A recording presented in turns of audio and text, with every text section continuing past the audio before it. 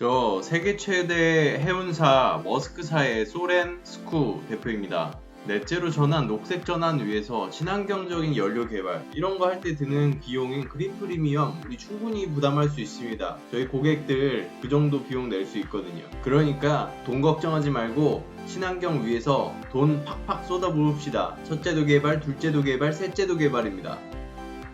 저 빌 게이츠인데요. 안 됩니다. 저 이게 프리미엄 비용 얼마인지 한번 확인해 보셨어요? 그거 다 못 됩니다. 일단 비용 낮춰야 되고요. 그러려면 정보 개입도 있어야 되고요. 이거 기업으로 혼자 프리미엄 감당 안 됩니다. 우리 고객들 비용 전가하면 안 됩니다.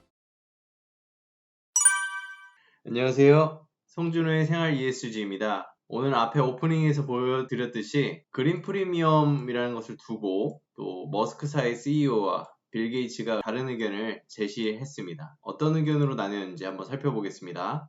먼저 아까 오프닝에서 말씀드렸듯이 대형 해운사인 소렌스쿠 대표는 그린 프리미엄 부담이 가능하다. 친환경 개발 쪽 사이즈업 하자라는 입장이고, 빌 게이츠는 현재 프리미엄 비용이 너무 비싸서 부담하지 못한다. 정부 개입으로 낮추자. 이런 입장입니다.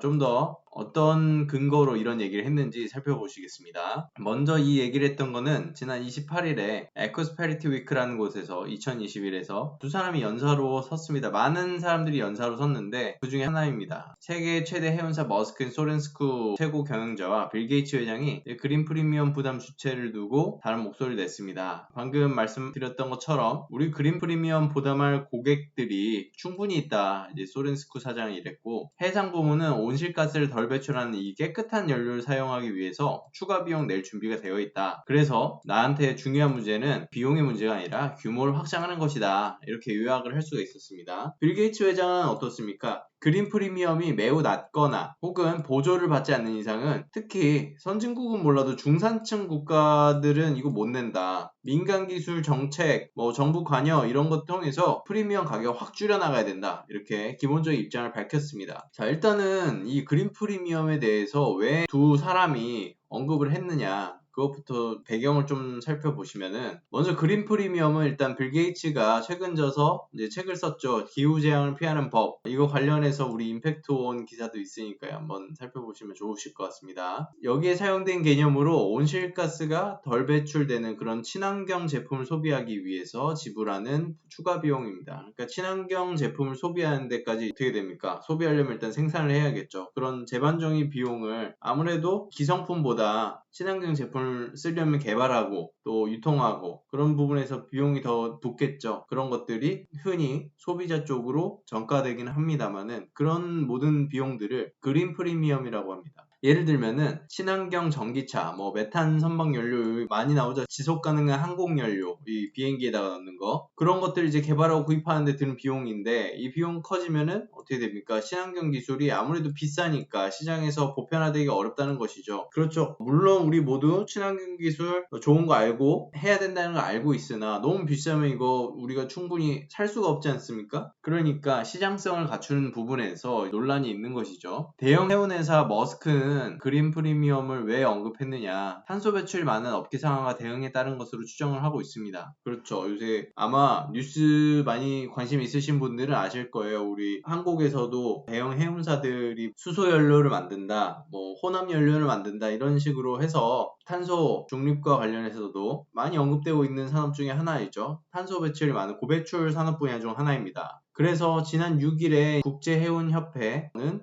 탄소 중립 위해서 전 세계적으로 분담금도 신설을 하자, 돈 모으자, 이런 제안도 했고요. 해운협회는 전 세계에서 거래되는 5,000톤 이상의 선박 기준으로 이산화탄소 배출량을 따져서 1톤당 분담금을 의무할 것을 제안했다. 우리 돈 내겠다. 1톤당 분담금 신설해서 내겠다. 돈 내겠다. 이렇게 얘기를 하는 겁니다. 그럼 머스크사는 2023년 석유 대신에 친환경 연료 메탄올을 사용하는 탄소 중립 컨테이너선을 3척 투입하고 2030년부터는 모든 선박을 탄소 중립 선박으로 발주한다는 계획을 발표했다. 아주 좋은 얘기를 했죠. 근데 빌 게이츠는 왜 얘기를 했냐? 저서에서 그린 프리미엄을 먼저 언급을 했었고요. 지난 3월 기후변화에 대응하기 위해서 제프 베이조스 아마존 의장에게도 또 긴밀한 협력을 원한다, 이런 식으로 의사 표현을 한 적 도 있습니다. 빌 게이츠는 그린 프리미엄을 줄이는 데 있어서 베이조스가 함께 해주기를 원한다 이렇게 얘기를 한 것이죠. 빌 게이츠가 왜 이런 얘기를 했냐면 또 친환경 제품 수요를 높여야 하는 시장 초기 단계에서 너무 높은 그린 프리미엄 방해가 된다 이렇게 얘기를 하고 있습니다. 당연하겠죠. 친환경 제품이 팔리고 도입이 되려면 아무래도 가격적인 면에서도 좀 메리트가 있어야 되는데 너무 비싸니까 아 이거는 친환경 좋지만 이거 너무 비싸다 이런 인식 자체가 박혀버리면 그것도 좀 어려울 수 있다는 것이죠. 기업과 정부의 지원도 필요한데 자선 자본이 그린 프리미엄을 줄이는 기반을 마련해 줄 수 있다면 환상적일 것. 그러니까 자본, 금융사라든지 아니면 기업, 돈을 가지고 있는 그런 곳들이 있지 않습니까? 그런 데가 CSR이라든지 ESG 분야에서 그린 프리미엄을 줄인 기반을 마련해 줄 수가 있다면 오히려 더 환상적일 것이다. 이런 얘기를 한 것입니다.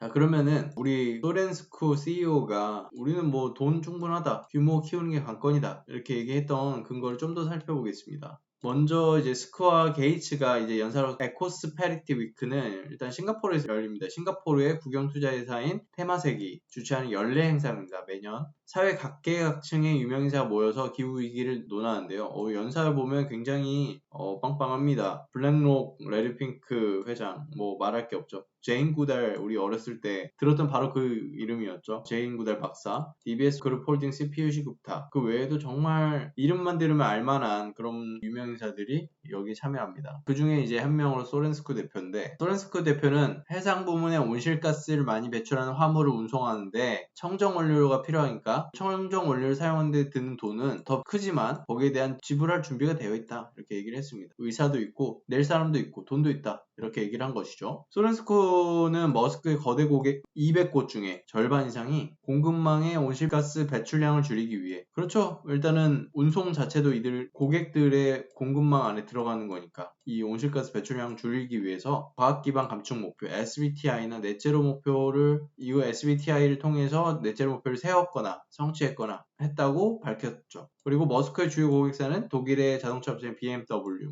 의류기업인 H&M, 리바이 스트라우스, 리바이스 청바지로 유명하죠. 막스 앤 스펜서 이런 곳이 있습니다. 그래서 스쿠 대표는 우리가 아주 작은 기반에서 꽤 잘 성장하고 있는 바이오연료 기반의 탄소 중립 운송 제품을 판매하고 있는데 컨테이너 운송이 필요한 저탄소 연료에 대해서 그린 프리미엄을 기꺼이 지불할 수 있는 고객들이 있다. 즉 우리는 개발 잘하고 있는데 연료를 그리고 탄소 중립 선도 잘 만들고 있고 우리 방향성은 잘 맞는데 비용을 가지고 문제를 지적하지만은 우리 이런 큰 고객사들이 돈 다 된다. 공급망 관리가 굉장히 중요하지 않습니까? 그러니까 다 된다. 이렇게 얘기를 하는 것이죠. 또 머스크가 8월에 바이오매스 태양광 등 재생에너지 사용에 생산되는 녹색 메탄올을 확보하기 위해서 계약도 맺고 머스크는 이제 2023년 탄소 중립 선박을 출시하겠다는 약속도 한 것이고 이렇게 노력을 하고 있는 모습을 보입니다. 그린 프리미엄을 지불할 수 있는 여력이 있는 기업이 많지는 않겠죠. 사실 자신의 ESG 도입하고 거버넌스 하기도 어렵고 사실 하나 하기도 어려운데 전 사업체의 10에서 20%에 불과한 글로벌 대형 브랜드들만 그린 프리미엄을 낼 수 있는 여력이 되는데 사실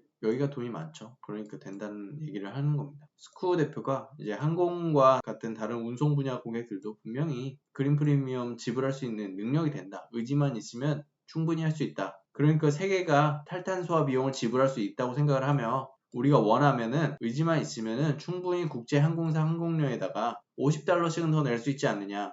그럴까요? 나에게 문제는 규모를 어떻게 확장할지에 대한 것이다. 이제 우리 산업화처럼 친환경 쪽으로 탈탄소도 그때의 동력처럼 확 밀고 나갈 수 있는 우리 여력이 된다. 산업혁명처럼 이거 탄소 중립도 혁명처럼 갈 수 있다 이런 말입니다. 또 새로운 연료 생산 규모를 확대하려면 세계 지역 규제를 시행하고 효율성 기준을 높이면서 정부의 관료주의 이게 하려고 하면 브레이크 잡는 이 정부의 관료주의를 줄이고 저탄소 기술에 대한 허가나 승인 시간 단축해야 한다. 우리 알아서 잘할 수 있으니까 민간 영역이 민간이 잘할 수 있으니까 민간이 그린 프리미엄 다 지불하고 할 수 있으니까 관료주의 없애고 정부 간섭 좀 줄여라. 기본적으로 이런 입장입니다. 자, 그러면 빌 게이츠는 좀 다릅니다. 빌 게이츠는 정부 개입으로 그린 프리미엄 비용을 확 줄여야 문제 해결된다. 빌 게이츠는 소비자, 특히 중산층 국가는 저렴한 대안품을 보다 이제 탄소를 덜 배출하는 비싼 제품에 비용을 지불할 가능성이 전혀 없다. 아까 앞서 스쿠 대표 쪽에서도 이제 언급된 게 그린 프리미엄 지불할 여력이 되는 곳은 10에서 20% 대형 브랜드밖에 없죠. 국가도 마찬가지일 겁니다. 중산층 국가도 먹고 살기 힘든데 비싼 거 쓰기가 참 쉽지 않겠죠. 의지가 있어도. 그러니까 이제 이런 상황에서 이제 배제가 된다는 거죠. 중산층 국가들이. 자, 보시면은 그린 프리미엄이 매우 낮게 책정되거나 보조금을 받지 않는 한 중산층 국가는 온실가스 대부분을 부유한 국가들이 배출했다고 계속 말할 것이다. 그렇죠? 그래서 이제 결국에 선진국이 이 문제를 다 해결하게 될 것. 그러니까 아니 본인들도 산업혁명 다 겪으면서 지구 오염시킨 것이 누구냐? 우리 이제 좀 개발하려고 하는데 그거 가지고 뭐라 한다는 게 이게 형평성이 맞느냐? 그러니까 그 부담을 선진국들이 이미 다 오염시켰고 그만큼 대가를 받았으니까 당연히 책임성을 가지고 해결해야 된다. 라고 얘기를 하는 것이죠. 그러니까 어찌 보면은 탄소 중립 선언하는 기준 자체에서도 그런 주장을 하면서 좀 더 낮은 기준을 적용해야 된다 이렇게 얘기를 하는 것이죠. 그래서 빌 게이츠는 현재 녹색 프리미엄 가격에서는 심지어 선진국도 비용을 지불 안 할 것이다. 너무 비싸다. 선진국한테도 너무 비싸다. 이렇게 얘기를 한 겁니다. 빌 게이츠는 기후 대응인 단기 감축에 너무 집중을 하고 있다. 단기적인 감축에. 그래서 2020년에 무엇을 이루고 2030년에 무엇을 이룰 수 있는지 말하는 식인데 이게 이런 식으로 짧게 해가지고 되겠습니까? 강철, 시멘트, 쇠고기, 장거리 비행을 할 수 있는 제트기, 해운 산업 선박 생산 등 이런 어려운 영역에 대한 연구와 새로운 접근 방법에 대한 투자가 덜 되고 있다고 우려를 했습니다. 우리가 그냥 짧게 보고 성과주의식으로 몇 톤 줄였습니다 이렇게 할 게 아니라 진짜 어려운 이 분야들에 대해서 정말 궁극적인 해결책이 무엇인가, 소위 말하는 탄소 상세라든지 아니면 프리미엄을 돈으로 지불한다든지 그런 것들만 얘기할 것이 아니라 정말 뭐 탄소 네거티브라고 하죠. 대기 중에 있는 탄소 양 자체를 줄여나가는 그런 방식의 정말 궁극적 해결책을 연구하고 새로운 접근 방식으로 가야 된다 이렇게 얘기를 하고 있는 겁니다. 빌 게이츠는 탄소 포획 기술이나 녹색 수소 같은 혁신 사업을 지원하기 위해서 필요한 비용인 그린 프리미엄을 지불하려면 연간 5조 5,920조 원 이상의 글로벌 보조금이 필요합니다. 사실 이 보조금에 대해서 참 말이 많은데 이 보조금에 대해서도 뭐 농업 쪽에 보조금을 지불함에 따라서 오히려 환경오염이 심해진다 이런 얘기도 있고요. 그러니까 보조금 사용에 대해서 굉장히 민감한 상황인데 어쨌든 이 그린 프리미엄을 지불하려면 5조 달러 이상이 필요합니다. 그러니까 그린 프리미엄이 사실 그린워싱 위험에도 굉장히 노출도가 높고 굉장히 세밀하게 지켜봐야 된다는 것이죠. 빌 게이츠는 이 시범 단계 이상으로 프로젝트 규모를 정말 확장해서 상용화를 하려면 투자자와 정부 개입이 비용을 90% 이상이나 낮추는 데 도움이 된다 이렇게 얘기를 했습니다. 게이츠 회장은 중산층 국가가 규모에 맞게 친환경 제품과 기술을 채택하려면 결국에 이제 확산이 되어야 되니까 신기술과 기후 위기를 억제하기 위한 혁신 비용이 크게 절감되어야 되고 그러려면 민간 부문의 기술이 뭐 중심돼야 되겠지만 정책이라든지 정부 개입이 매우 중요하다. 조언을 했습니다. 이처럼 빌 게이츠와 머스크의 소렌스쿠 대표가 그린 프리미엄에 대해서 지불할 수 있다, 없다로 의견이 한번 갈리고 또한